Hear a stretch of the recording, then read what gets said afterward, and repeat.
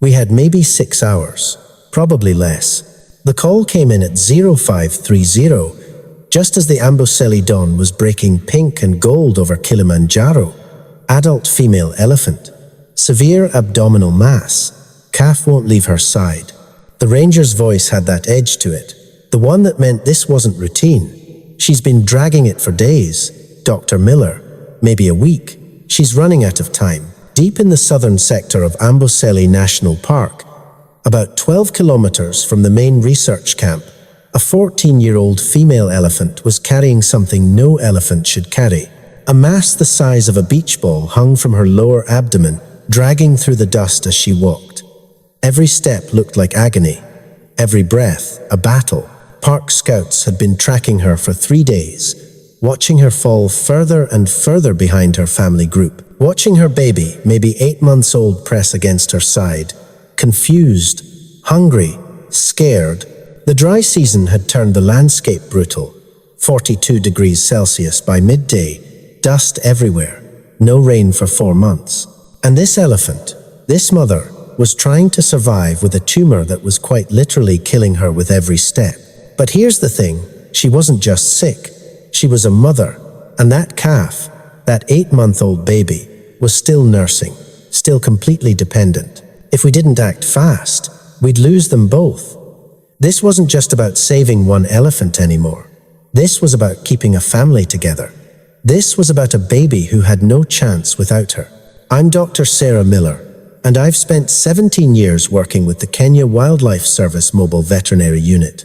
I've sedated charging bulls, treated gunshot wounds in the middle of nowhere, pulled snares from lions' paws while their pride watched from 20 feet away. But what you're about to see, this was something else entirely. Because elephants aren't like other patients. Their cardiovascular systems are massive, complex, terrifying to work with. One wrong calculation on the sedation dosage, and her heart could fail before we even got close. One moment of stress, and she could go into shock. And with a mass that size, with that level of deterioration, we were looking at the highest risk category there is.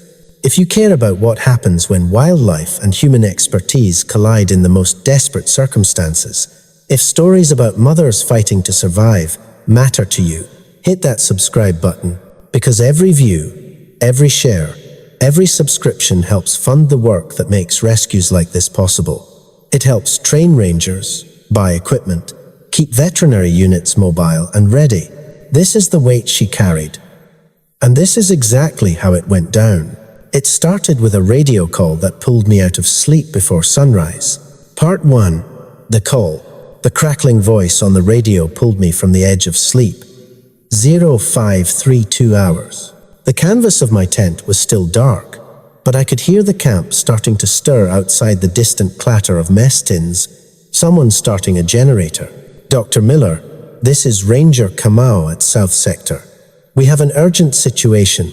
Adult female elephant, severe lower abdominal mass. She's cachectic, extremely weak. There's a calf, won't leave her side. Over. I was on my feet before he finished. Cachectic, that word meant wasting, deterioration, the body consuming itself. I grabbed the radio. Copy that, Kamau. How long have you been observing? Over. 3 days, confirmed visual. But, Dr. Miller, I think much longer. The mass is massive. It drags on the ground when she walks. I've never seen anything like it. Over. I closed my eyes. Tried to picture it. An abdominal mass large enough to drag. On an elephant. My mind went through the possibilities. Abscess, hernia, tumor. None of them good. What's her behavior? Is she feeding? Over. Minimal feeding, mostly standing. The calf tries to nurse, but she's struggling. Doctor. Family group moved on yesterday. She couldn't keep up. It's just her and the baby now. Over. That's when I knew we were racing a clock. Elephants don't get left behind unless they're dying. The family stays together unless one member becomes a liability. They'd made a choice, and it was the cruelest kind of choice nature forces. I'm mobilizing now. Give me your exact coordinates. Keep visual, but stay back. Don't stress her. Over. Coordinates incoming. Doctor, the calf. What do we do about the calf? Over. We save the mother, I said. That's the only way we save them both. Out. I shoved the radio into my gear bag and started moving. Years of field work had taught me to keep a go bag ready. Medical supplies, darting equipment, emergency pharmaceuticals, everything organized for situations exactly like this. Outside my tent, the Amboseli sky was starting to lighten. Mount Kilimanjaro rose in the distance, its snow-capped peak catching the first rays of Sunday beautiful. Indifferent, I'd seen animals die beneath that mountain more times than I wanted to remember. Sarah, Marcus appeared from the direction of the equipment shed, already dressed in field gear. Marcus Davies, wildlife veterinarian, my partner on the toughest cases for the past 8 years. He'd clearly heard the radio. Elephant, female with calf, abdominal mass, bad. His face went serious. How bad? Dragging on the ground, bad. Family abandoned her. Jesus. He ran a hand over his close-cropped hair. Okay, I'll get the darting rifle and sedation kit. You want to call Dr. Chen? Already on it. Dr. Kenji Chen was our airway specialist, the best in East Africa at managing respiratory complications in large mammals. If we had to put this elephant down, which meant sedating her completely, I wanted Kenji there. Elephant sedation is a nightmare. Their size, their cardiovascular system, the risk of respiratory depression, it's why we lose them. It's why even simple procedures can turn fatal. I pulled out my satellite phone and dialed. Kenji answered on the second ring, his voice alert despite the early hour. Sarah, what's wrong? How fast can you get to South Sector? We've got a female elephant with a massive abdominal mass. We're going to have to sedate her. A pause. How massive? Ranger says it drags on the ground. Christ. Okay, cardiovascular compromise is almost guaranteed. I'm bringing the full respiratory support kit. Give me 40 minutes. We'll wait for you before we dart. There's a calf. Another pause. Longer this time. Understood. On my way. By the time I hung up, Marcus had the Land Cruiser running, exhaust visible in the cool dawn air. The vehicle was already loaded darting equipment, medical supplies, lifting harnesses, everything we might need. The reality of working in remote Kenya meant you had to be self-sufficient. No calling for backup, no emergency services 5 minutes away, just us, our training, and whatever we could carry. I climbed into the passenger seat, and Marcus pulled out, heading south toward the coordinates Kamau had sent. The landscape rolled past acacia trees casting long shadows, dust devils spinning in the early heat, a scattered herd of zebra watching us pass. This was Amboseli at its most beautiful, ancient, untouched, and absolutely unforgiving. What are you thinking? Marcus asked after a few minutes. He knew me well enough to recognize my thinking silence. I'm thinking about what could cause a mass that large. Tumor is most likely, but the location lower abdomen could be reproductive, could be gastrointestinal, could be a massive abscess, though that's less common. Can we operate in the field? Depends on what we find. But honestly, a mass that size, field surgery would be insanely risky. If it's vascular, if it's adhered to major organs, no, we'd need a facility. We'd need to transport her. That's a hell of a transport. She's already compromised. I know. We drove in silence for a while. I watched the landscape, my mind running through scenarios. Best case, worst case, most likely case. In 17 years of veterinary work, I'd learned that the most likely case was usually somewhere between bad and terrible. The thing about elephants is they're not just big, they're complex, intelligent. Their social structures rival primates. They grieve, they remember. They recognize individuals, both elephant and human, across years, even decades. And they're one of the few species that seems to understand death, really understand it. This female, whoever she was, knew she was dying, and her family knew it too. That's why they'd left. Not cruelty, survival, the harsh mathematics of natural selection. But that calf didn't understand. That calf just knew its mother couldn't move, couldn't nurse properly, couldn't protect it anymore, and it stayed anyway. 20 minutes into the drive, the radio crackled. Dr. Miller, Ranger Kamau, update. She's moving toward the old riverbed section. Very slow. The calf is getting agitated. Keep you posted. Over. Copy that. We're 15 minutes out. Keep your distance. Over. Marcus glanced at me. Agitated calf means protective mother. Even if she's dying, yep, we'll need to contain him somehow. Can't have an 8-month-old charging us while we're trying to work. Vehicle as a barrier, if we can position it right. But that's going to stress her more. Everything's going to stress her. She's got a tumor the size of a fucking beach ball hanging from her belly. Fair point. The terrain was getting rougher now, the track barely visible through dried grass and scattered rocks. This was the remote section of Amboseli, the park tourists never saw. Just endless plains, ancient volcanic soil, and animals trying to survive another day. Then I saw them, 2 ranger vehicles parked about 200 meters ahead, doors open, rangers standing on the running boards with binoculars. And beyond them, just visible through the heat shimmer and dust, Jesus Christ, Marcus breathed. The elephant stood in profile, maybe 50 meters from the ranger vehicles.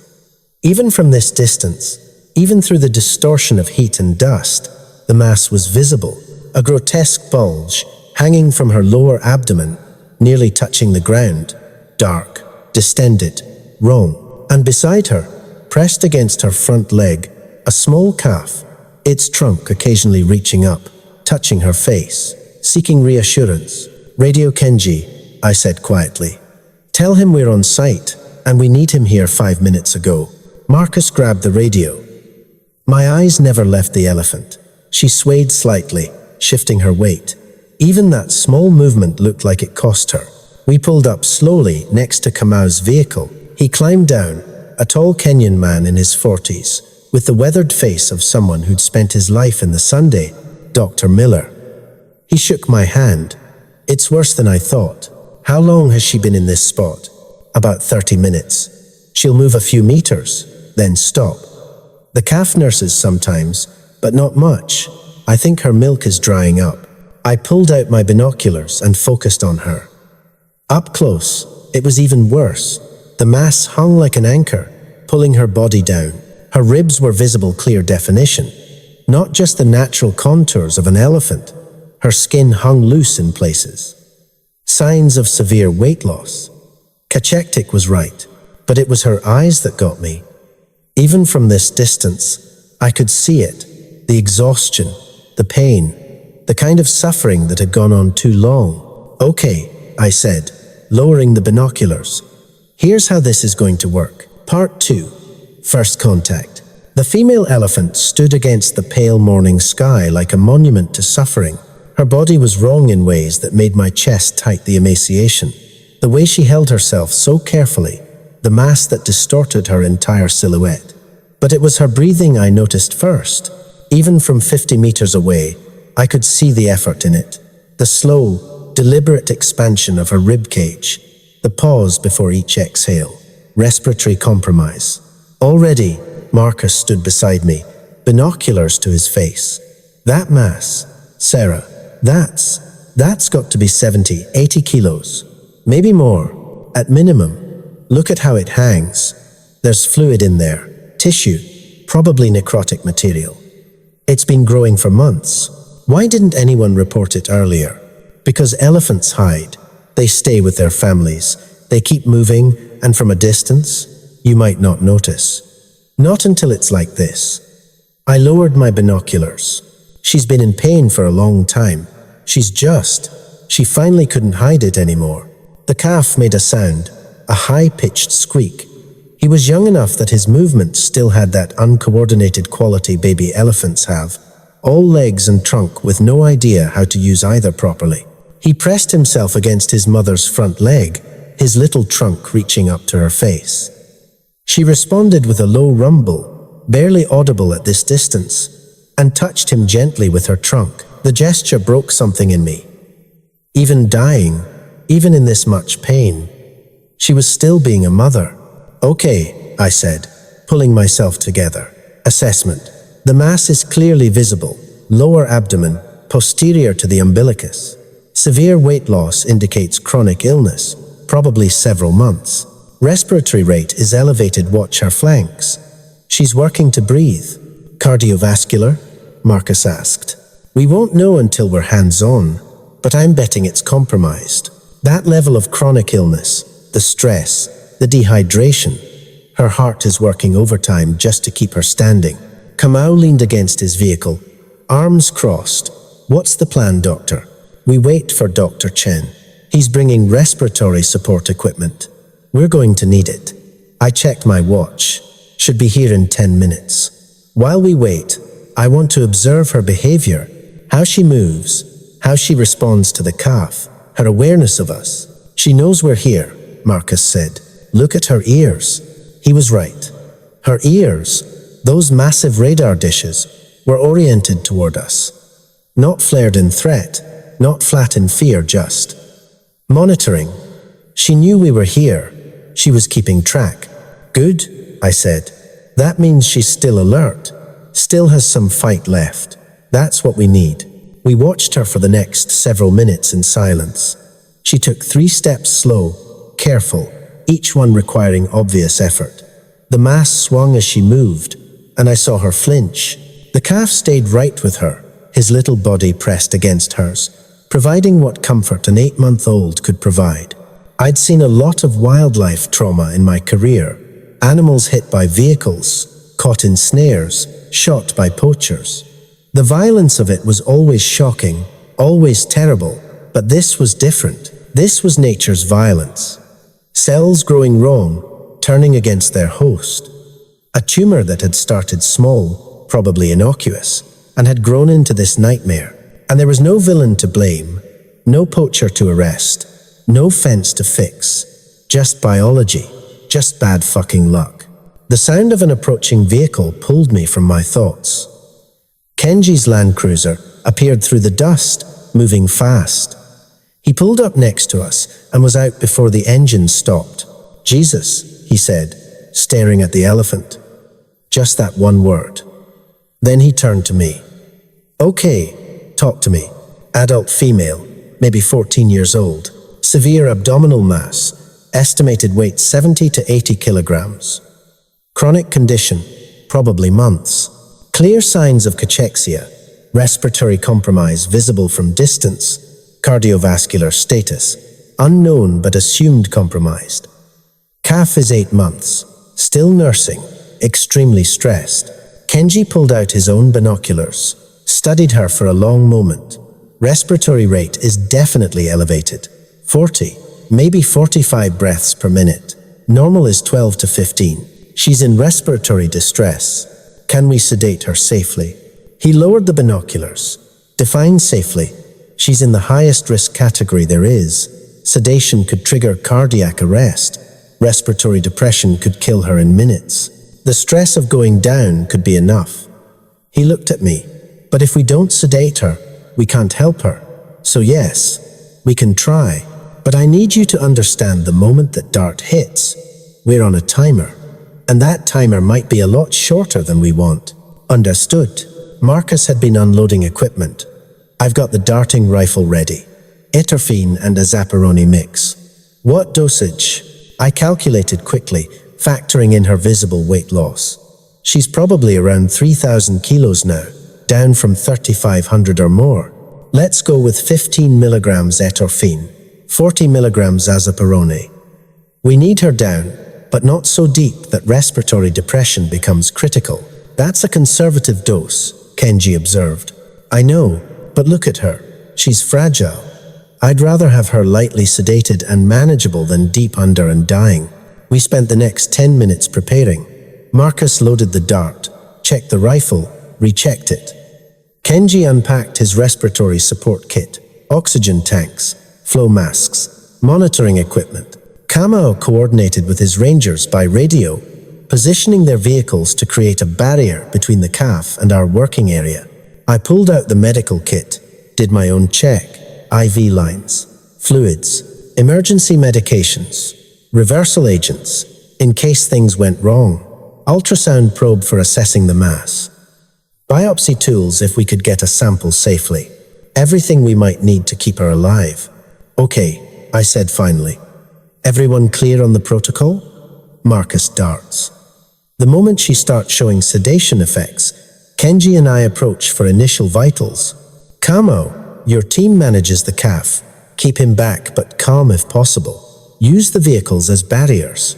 Once she's down, we get IV access immediately. Kenji handles airway and respiratory. I assess the mass and make the call on field intervention versus transport. Everyone nodded. This was the moment. The point where we stop observing and start intervening. Where we take this elephant's fate into our hands and hope to hell we don't break her in the process.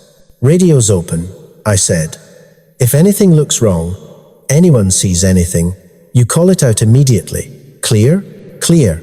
Marcus moved to the side of the vehicle, rifle up, checking the wind. The elephant was about 50 meters away now, standing in a small patch of shade beneath an acacia. The calf had settled at our feet, resting. Wind's good, Marcus said quietly. I've got a clear shot at her left shoulder. Take it, I said. The rifle crack was sharp in the morning air. The dart flew true, hitting her shoulder with a solid thwop. She flinched, spun her head to look at the impact site, ears flaring. The calf jumped up, startled, making that high-pitched squeak again. And then we waited. This was the danger zone. The drugs needed to take effect, but until they did, she was still a 3-ton elephant, potentially terrified, potentially aggressive, definitely unpredictable. Timer starts now, Kenji said, checking his watch. 60 seconds. 90. The female swayed. Her head drooped slightly. The calf pressed against her, confused, and she rumbled a low, reassuring sound. 2 minutes. Her legs started to buckle. She took a step, unsteady, trying to maintain balance. The calf moved with her, still trying to stay close. She's going down, Marcus called. Calf containment, now. Kamau's rangers moved their vehicles, creating a wall between the calf and his mother. The young elephant squeaked louder, agitated, trying to follow her. And then she went down. Not a collapse, she had enough control for that, but a slow, careful descent to her knees, then onto her side. The ground shook with the impact. Dust rose around her. Move, I said. We grabbed our equipment and ran. Part 3. The dance. The first rule of working with sedated elephants is this. They're not asleep. They're chemically restrained, caught in a twilight between consciousness and unconsciousness where they can still feel, still hear, still react. And that means every movement around them has to be careful, calculated, calm. No sudden sounds, no quick gestures. Just smooth, professional, quiet. I reached her first, dropped to my knees beside her massive head, placed my hand on her cheek. Her eye was half open, the pupil dilated, but still reactive. Her breathing was labored, each breath a visible effort. Easy now, I said quietly, more for myself than for her. You're safe with us. Kenji appeared on her other side, already pulling out his stethoscope. He listened to her chest, counting, his face serious. Respiratory rate still elevated, 40 breaths per minute. Heart rate is 120. Too high. She's stressed, I said. Her body knows something's happening. Marcus joined us. Medical kit open, IV access. Front left leg. Let's get a line in now. I moved down to her leg, feeling for the marginal ear vein except on an elephant. We used the auricular vein in the leg. Finding it took practice, experience. My fingers traced the path, found the subtle ridge under the thick skin. Here, I've got it. Marcus handed me the catheter. Large bore, 18 gauge. I cleaned the site, felt for the vein one more time, then pushed the catheter through. A flash of blood in the chamber. Good. I was in. IV secured. I called out. Start fluids. Ringer's lactate, wide open. In the background, I could hear the calf. Those high-pitched squeaks, increasing in frequency and volume. He knew something was wrong. He knew his mother wasn't moving, and he was scared. Calf's getting more agitated, Kamau radioed. But we're keeping him clear. Copy that. Just keep him safe. Keep him calm if you can. I moved down to the mass. This was what we'd come for. This was what was killing her. Up close, it was even worse than I'd imagined. The mass was enormous, easily the size of a large beach ball, maybe bigger. The skin over it was stretched thin, discolored, with patches that looked necrotic, dark purple, almost black in places. And the smell, that sweet, rotten smell of dying tissue. Marcus, ultrasound probe.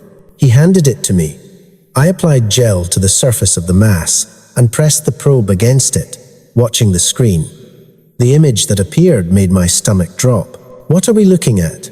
Marcus asked, leaning over my shoulder. Solid mass, heterogeneous, multiple blood vessels running through it. Look at the Doppler flow. This thing is highly vascular. I moved the probe, scanning different angles, and it's adhered. See this? It's attached to the abdominal wall here and here, possibly involving the reproductive tract. Can we remove it? I stared at the screen for a long moment, ran through the surgical procedure in my head. The blood loss, the risk of adhesions, the possibility of hitting a major vessel. Doing this in the field, with limited equipment, with an elephant already compromised. No, I said finally, not here. This requires a facility, proper surgical suite, proper equipment, proper support staff.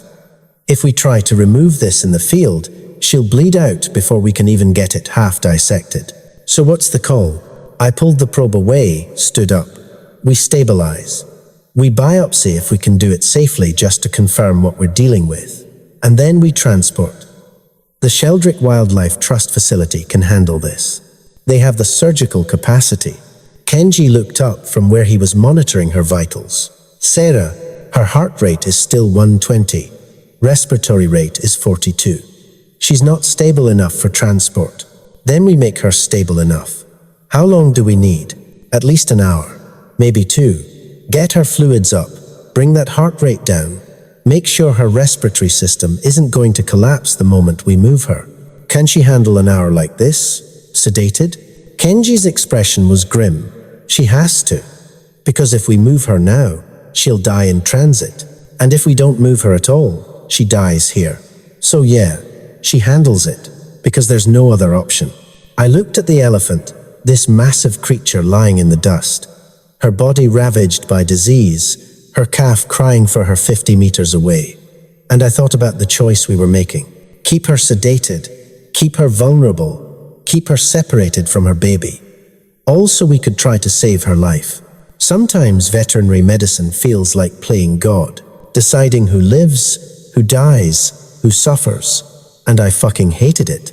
But I'd made my choice when I answered that radio call this morning. Okay, I said. We stabilize. Marcus, pull a biopsy if you can get a clean sample. Kenji, keep monitoring vitals every 5 minutes. I want to know immediately if anything changes. Kamau, coordinate with the Sheldrick facility. Tell them we're coming. Tell them what we've got. Tell them we need a surgical team ready. What about the calf? Kamau asked over the radio. I looked toward the ranger vehicles. I couldn't see the calf from here, but I could hear him. Those desperate squeaks, the sound of a baby who didn't understand why his mother wouldn't respond. He comes with us, I said. Whatever happens, they stay together. The next hour was a careful dance. Marcus worked on getting a biopsy sample, carefully cleaning the area, using a large bore needle to extract tissue from the mass. The elephant shifted slightly when he did it, a low rumble of discomfort. But she didn't thrash, didn't panic. The sedation held. Got it, Marcus said, pulling back with a syringe full of tissue. That's going to be malignant. I'd bet money on it. Probably, but let's get it confirmed. I sealed the sample in a container. This goes with us to Sheldrick. They'll run pathology while they're prepping for surgery. Kenji called out vitals every 5 minutes. Heart rate slowly dropping 115, 1 to 10, 105. Respiratory rate hovering around 40. Not great, but stable. The IV fluids were helping, rehydrating her, giving her body some of the resources it desperately needed. I checked the mass again with the ultrasound. The blood flow was still strong through all those vessels. That was both good and bad good, because it meant the tumor was feeding itself, keeping itself alive, which meant the patient was still compensating. Bad because it meant surgical removal was going to be a bloodbath. 60 minutes in, Kamau radioed. Dr. Miller, I've got Sheldrick on the line. They're standing by. Surgical team assembling. They want to know your ETA. Tell them 3 hours from now. We need to prep her for transport. Copy that. I looked at Kenji. Status. Heart rate is 100. Respiratory rate is 38. Oxygen saturation is 92%. She's as stable as she's going to get. Then let's get her ready to move. Part 4. Triage. Transport preparation for a 3-ton elephant isn't like calling an ambulance. It's engineering, physics, and prayer wrapped into one operation. We needed lifting equipment, a specialized truck, and enough manpower to move her without causing more trauma, all while keeping her sedated but not so deep that her systems started failing. Marcus was on the radio coordinating. Roger that. Bringing up the lifting equipment. ETA, 20 minutes. I knelt beside the elephant's head, one hand on her cheek. Her eye was still half open, still aware. Easy now, I murmured. We're going to get you help. I promise. Empty promises. The kind you make when you're not sure you can keep them. Vitals update, Kenji called. Heart rate 100, holding steady. Respiratory rate 36. She's compensating, but barely. How's the calf? I asked Kamau over the radio. Still agitated, but contained. He keeps trying to get around the vehicles. Smart little guy. Keep him there. Once we start moving her, I don't want him underfoot. I moved back to the mass for another assessment. This time I palpated carefully, feeling the texture through my gloves. Firm in some areas, almost fluctuant in others. That meant fluid buildup, possibly necrosis in the center. Bad signs. The tissue was breaking down even as the tumor grew. Sarah. Marcus appeared at my shoulder. I've been thinking, that mass. Even if surgery goes perfectly, the recovery time for something this extensive. I know what you're going to say. Do we have a realistic chance here? Or are we just prolonging the inevitable? It was the question I'd been avoiding since we arrived. The math was brutal. Major abdominal surgery on an already compromised elephant. Weeks, maybe months of recovery. The risk of infection, dehiscence, organ failure.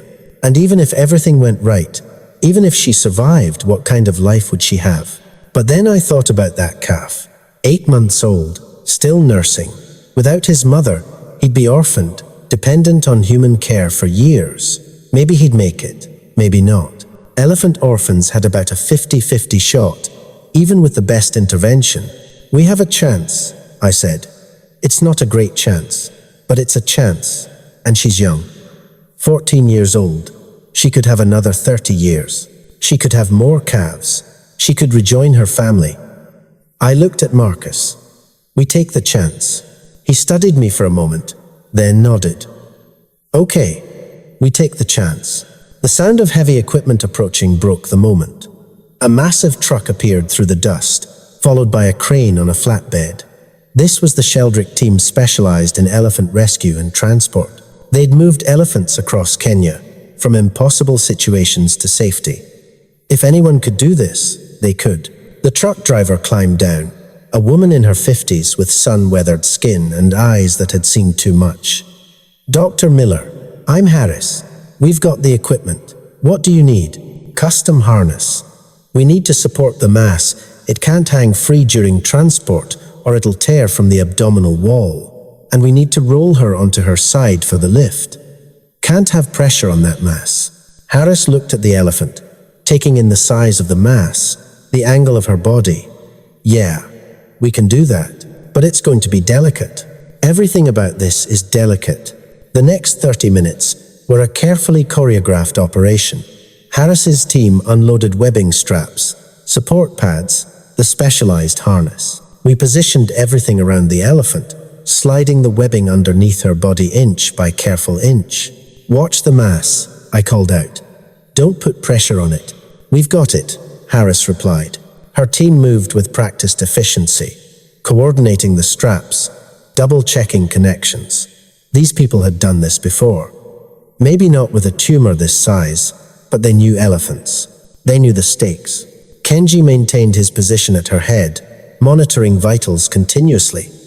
Heart rate up to 105. "She's feeling the movement. We need to work faster." "Almost there," Harris said. "Okay, team. On my count, gentle roll. Support the head, legs, and especially that mass. 1, 2, 3. They rolled her carefully onto the harness. The elephant made a low sound distress, confusion, but she didn't struggle. The sedation held. "Harness secure," Harris confirmed, connecting to the crane. The crane operator, a young guy with arms like tree trunks, positioned the boom carefully. The hook descended, connected to the harness. Everyone stepped back. "Lifting now," the operator called. Slow and steady. The winch engaged with a mechanical whir. The straps tightened. And slowly, impossibly, 3 tons of elephant rose into the air. I held my breath. This was the moment. If the harness failed, if the mass tore free, if her systems couldn't handle the stress, but it held. She hung suspended, the harness supporting her weight, the mass cradled in specialized padding. The crane swung slowly, positioning her over the truck bed. "Lower away," Harris directed. Nice and easy. The elephant descended into the truck bed, a custom-designed transport with padded sides and support structure. The moment she touched down, Harris's team was there, securing the harness, checking the straps, making sure everything was stable. "We're secure," Harris announced. "Patient is loaded." I climbed into the truck bed, Kenji right behind me. We'd ride with her, monitoring vitals, ready to intervene if anything went wrong. Marcus would follow in our Land Cruiser with the medical supplies. "What about the calf?" I called down to Kamau. "We're bringing him. Got a transport cage ready. He won't like it, but he'll be safe. Keep him as close to his mother as possible during transport. I want him to see her, smell her. He needs to know she's still here." "Understood."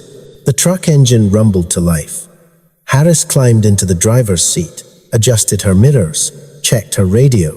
"All units, this is Transport 1. We are mobile. Maintain convoy formation. Radio silence unless critical. Over."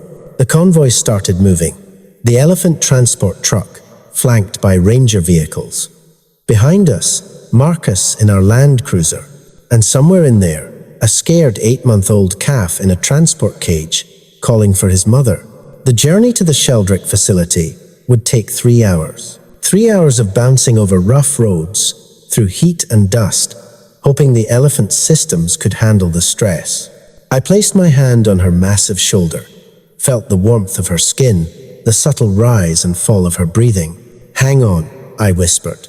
"Just hang on a little longer." Part 5, the Alpha. An hour into the transport, everything changed. Kenji was checking vitals when he suddenly went still. "Sarah, look at this." I moved over to where he'd placed the stethoscope on her abdomen, listening. At first, I didn't hear it.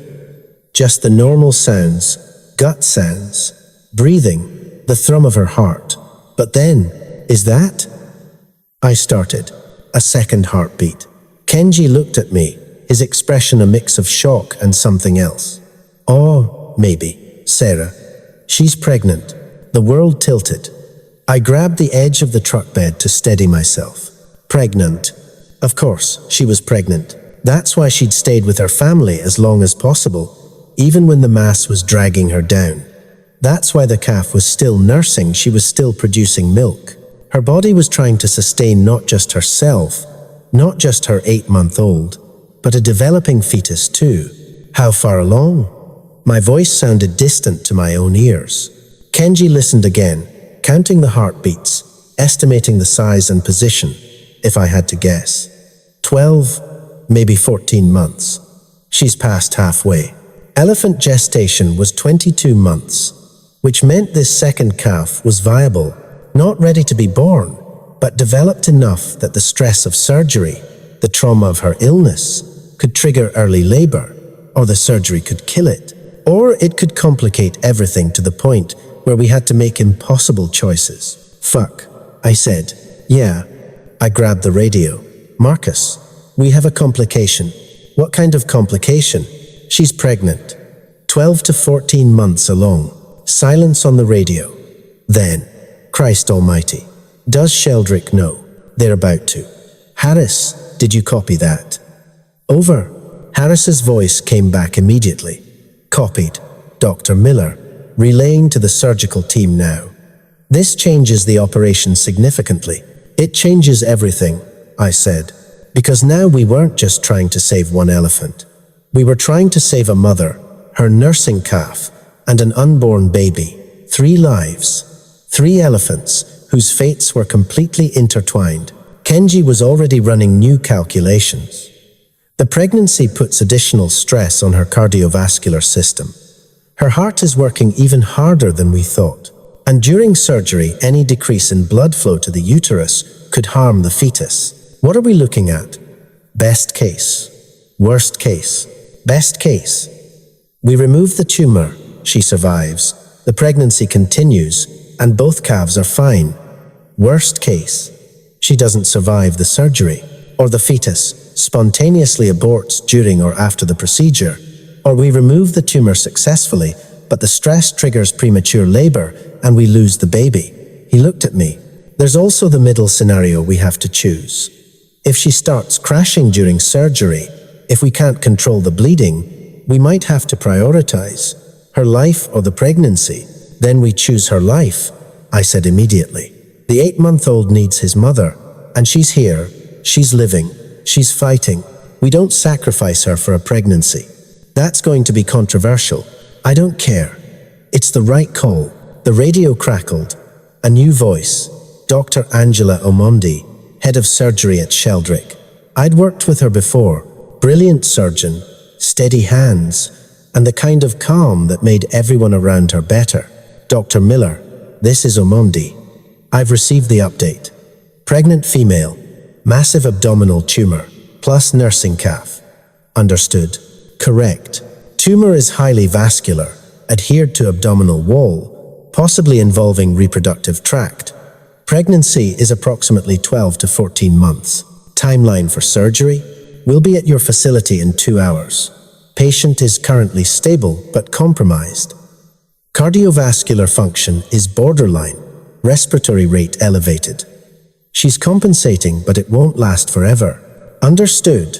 We'll have the surgical suite ready. Full team standing by.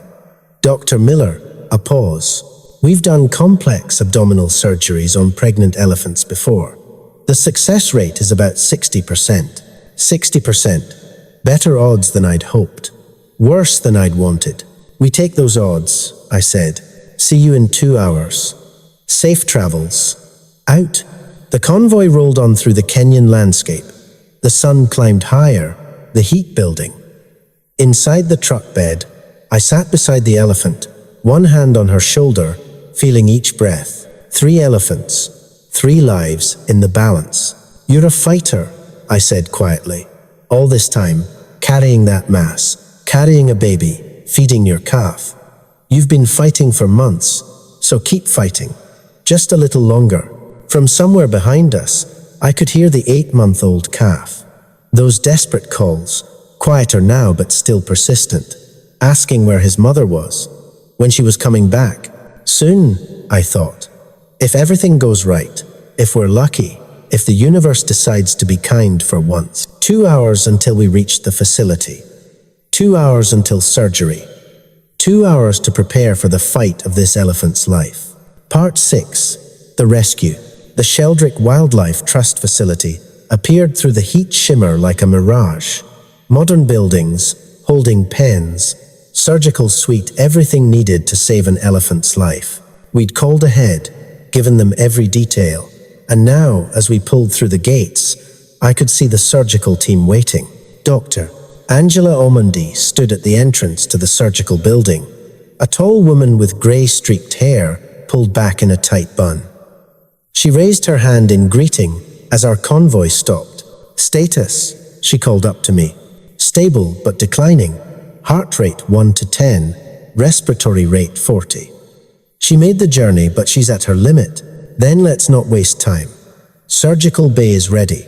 We'll transfer her directly." The facility's crane system was more sophisticated than what we'd used in the field. Within 15 minutes, they had the elephant transferred from the truck into the surgical bay, a massive room with reinforced floors, overhead surgical lights, and equipment that looked like it belonged in a human hospital, just supersized. The surgical team descended on her.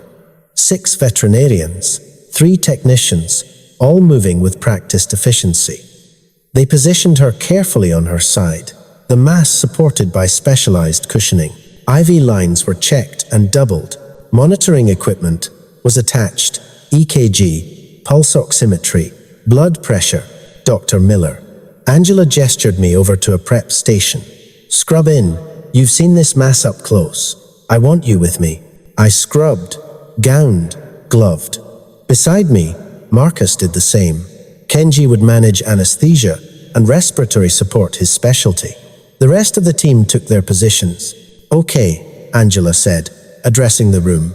"Here's what we know. Massive abdominal tumor, highly vascular, adhered to abdominal wall and possibly reproductive structures. Patient is pregnant, approximately 12 to 14 months gestation. Elephant gestation is 22 months, so this fetus is viable but not ready for delivery. Our goal is complete tumor excision while preserving the pregnancy and patient viability." She looked around the room. "This is going to be difficult. If at any point patient stability becomes critical, we prioritize her life." Questions. Silence. Everyone knew their jobs. "Then, let's begin. Increase isoflurane for surgical plane." Kenji adjusted the anesthetic gas flow. The elephant's breathing deepened, her muscle tone relaxing further. On the monitors, her vitals flickered: heart rate, oxygen saturation, blood pressure, all visible in real time. Angela picked up a scalpel. Site prep complete. Beginning incision. The scalpel touched skin and the surgery began. Elephant skin is thick an inch or more in places. The initial incision required significant pressure, cutting through dermis, through subcutaneous tissue, through layers of fascia. Blood welled up immediately. Not spurting, not arterial, but steady. One of the techs moved in with suction and cautery. "Good," Angela murmured. Extending the incision. "I need full access to this mass." The incision grew, following the contours of the tumor. 12 inches, 18, 2 feet. The mass was so large that accessing it required a massive surgical field. "I can see it now," Angela said. "Sarah, hand me the retractors." I passed them over. She positioned the retractors, pulling back tissue to expose the tumor. And there it was, in grotesque mass of flesh, dark purple-gray, covered in blood vessels like a network of roads. "Christ," Marcus breathed beside me. "It's adhered here," Angela said, pointing with a probe. "And here, multiple adhesion points to the abdominal wall. We're going to have to dissect it free, very carefully." "What about the blood supply?" I asked. "We'll have to ligate the vessels as we go.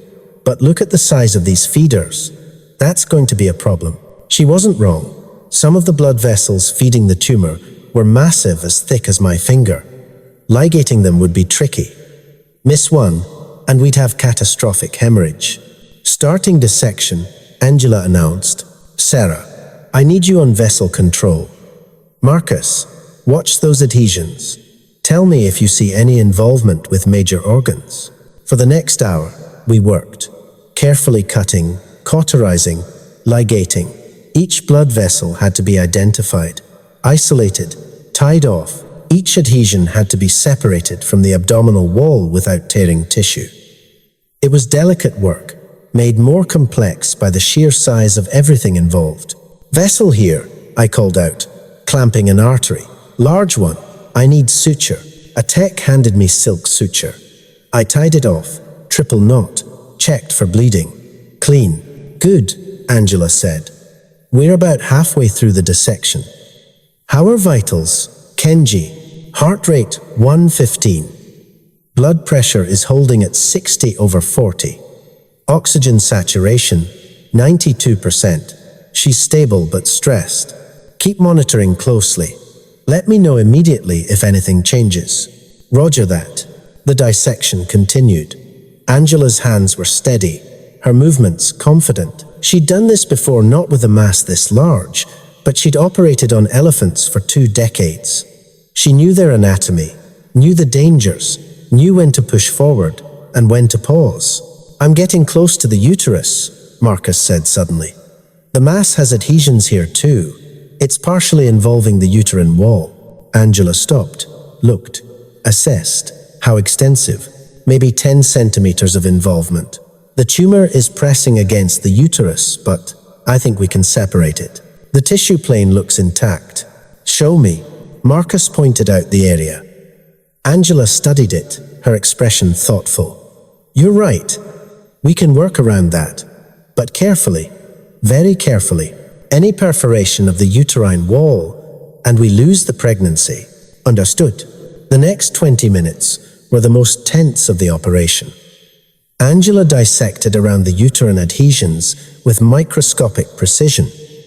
Each cut was deliberate. Each vessel was secured before division. Marcus assisted, providing traction, holding tissue out of the way.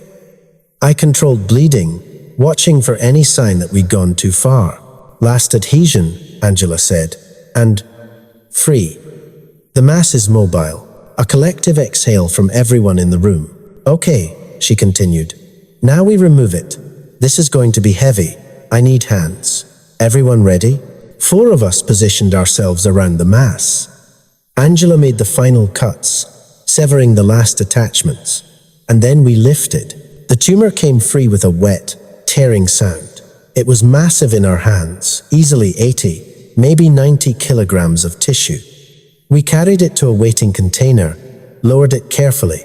Jesus, one of the techs said, staring at the mass. She was carrying that for months, and she's still alive, Angela said, which is remarkable. Okay, people, we're not done. I need to check the surgical site for bleeding, then we close.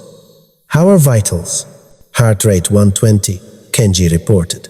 Blood pressure dropped to 55/35. She's compensating, but we need to finish soon. Agreed. Sarah, check the surgical field. Make sure we're clean. I examined the cavity where the tumor had been. Large bleeders were all ligated. I could see some oozing from smaller vessels, normal for a surgery this extensive, but nothing catastrophic. Field looks clean. Minor oozing, but controllable. Good. Let's close her up, layer by layer. I want this closure perfect. The closure took another 45 minutes. Abdominal wall, fascia, subcutaneous tissue, skin. Each layer was sutured carefully, checked for tension, reinforced where needed. This was an elephant who would need to move, to walk, to eventually run and play with her calves. The closure had to hold. Final suture, Angela said, tying off the last knot. Closure complete. She stepped back, stripped off her gloves, looked at the elephant, this patient who'd been suffering for so long, who'd carried an impossible burden, who'd fought to stay alive for her babies. Good work, everyone. Let's get her to recovery. Maintain anesthesia for another 30 minutes, then we'll start bringing her out. I looked at the monitors. Heart rate was coming down 100, 95, 90. Blood pressure stabilizing. Oxygen saturation holding at 93%. We'd done it. Against the odds, against the complications, we'd removed the tumor. Now we just had to hope she survived the recovery. Part 7. Recovery. Recovery from elephant surgery isn't like recovery from human surgery. You can't tell them to rest, to avoid sudden movements, to let the incision heal. You can only hope their body remembers how to be careful. The elephant stayed under anesthesia for another hour while we monitored her vitals, watched for post-operative complications, made sure the surgical site wasn't bleeding internally. Her heart rate stabilized at 80. Respiratory rate came down to 25. All good signs. Okay, Kenji said. She's as stable as she's going to get. Time to wake her up. He reduced the isoflurane gradually, letting her consciousness return slowly. We all stepped back, giving her space. This was the moment of truth. When an elephant woke up from anesthesia, they could panic, thrash, potentially tear their surgical site open. We had to be ready. Her ear flickered first. Then her trunk moved slightly, curling, testing the air. Her eye opened fully for the first time since the dart had hit her in the field. Easy now, Angela said softly. Take your time. The elephant made a low rumble, confused, disoriented. Her legs moved, trying to figure out how to stand. We'd positioned her carefully in the recovery pen. Padded walls, soft ground, plenty of space. She's trying to get up, Marcus observed. Good muscle tone, good coordination. It took her 3 tries. Each time she'd get her front legs under her, try to push up, then settle back down. But on the 4th attempt, she made it. Rose to her feet, swaying slightly, trunk exploring her body, and then she touched her abdomen, the place where the mass had been. Her trunk ran over the surgical site, feeling the sutures, the changed contours of her body. She rumbled again, louder this time. Recognition, maybe. Understanding that something fundamental had changed. The calf, I said suddenly. We need to bring the calf. Kamau had been standing by with the 8-month-old in an adjacent pen. At my signal, he opened the gate. The calf came through like a shot, squeaking loudly, running straight to his mother. He crashed into her front leg, trunk reaching up to her face, desperate for contact. The female lowered her head, touched him gently with her trunk, and the sound she made low, resonant, full of something that sounded remarkably like relief, made my eyes sting. She knows him, Angela said quietly. Even after all that, even with the anesthesia and surgery and trauma, she knows her baby. The calf tried to nurse. The female shifted, accommodating him, though I could see her wince. The surgical site was right near where he was trying to position himself. But she let him, stood there, swaying slightly, while her baby took what comfort he could from her presence. We'll need to monitor them closely, I said. Make sure she's not overexerting herself. The surgical site needs time to heal. We'll keep them here for at least 2 weeks, Angela said. Maybe longer. Depends on how she heals. We'll manage pain, watch for infection, gradually reintroduce normal activity. And the pregnancy? We'll ultrasound regularly. Make sure the fetus is still viable, still developing normally. But honestly, Sarah, if she made it through surgery, if the pregnancy survived that level of stress, I think they're both going to be fine. I watched the elephant and her calf. The way she kept touching him, reassuring him. The way he pressed against her, needing that physical contact. A mother and child, reunited after the trauma of surgery. You did it, Marcus said, appearing at my shoulder. Against ridiculous odds. You did it. We all did it. Yeah, but you made the call. You said we take the chance. And you were right. I didn't trust myself to speak, just nodded. Over the next 3 days, we monitored her constantly. Angela's team checked vitals every 4 hours, examined the surgical site twice daily, adjusted pain medication as needed. The elephant ate hesitantly at first, just browse, small amounts. But by day 3, her appetite was improving. She was moving around the pen more, interacting with her calf, showing interest in her surroundings. On day 5, I did an ultrasound check on the pregnancy. The fetus was there, heartbeat strong, moving normally. I counted fingers, checked development, measured growth. Everything looked good. The baby's fine, I told Angela. No signs of distress. Size is appropriate for gestational age. She's going to carry this pregnancy to term. That's remarkable. After everything she's been through, she's remarkable. By the end of 2 weeks, the elephant was moving well. The surgical site had healed beautifully, no infection, no dehiscence, just clean healing. Her weight was coming back. Her energy was returning. And most importantly, she was being a mother again, playing with her calf, teaching him, protecting him. I think she's ready, Angela said on day 18. Ready to transition to longer-term care. We'll move her to the rehabilitation area, give her more space, start preparing her for eventual release. Release? You think she can go back to the wild? Look at her, Sarah. She's strong. She's healthy now. Once that pregnancy is complete, once the new calf is weaned, once her surgical site is fully matured, yes, I think she can go back. I think she deserves to go back. The idea sent something like hope through me. This elephant, who'd come so close to death, who'd fought through surgery and recovery, going back to her family, back to the wild where she belonged. Then let's make it happen, I said. Part 8. The waiting. 6 months passed. The elephant moved to the rehabilitation area, 20 acres of natural habitat. Other elephants nearby but separate. Daily enrichment activities. She thrived. Her weight normalized. Her surgical scar faded to a thin white line barely visible beneath her skin, and her pregnancy progressed. I visited every 2 weeks, checking on her, doing ultrasounds, watching the unborn calf grow.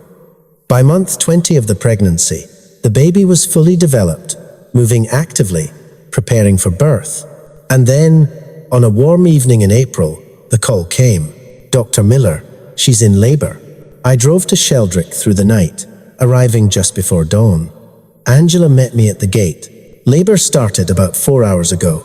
She's doing well. Strong contractions. We're expecting delivery within the next few hours. We walked to her pen. The female was pacing, her 8-month-old, now a 1.5 old, watching from the corner, confused but quiet. She would pause occasionally, tense, her body rippling with contractions. And then, as the sun rose over the facility, she delivered. The calf came out in a rush of fluid, landing in the soft dirt. The female turned immediately, trunk extended, touching the baby, stimulating it. The newborn squeaked a tiny, piercing sound, struggled to its feet on impossible long legs, found its mother's breast, and began to nurse. She did it, Angela whispered. Against everything, she did it. I wiped my eyes. Yeah, she did. Part 9. The release. 8 months after the birth, we made the decision.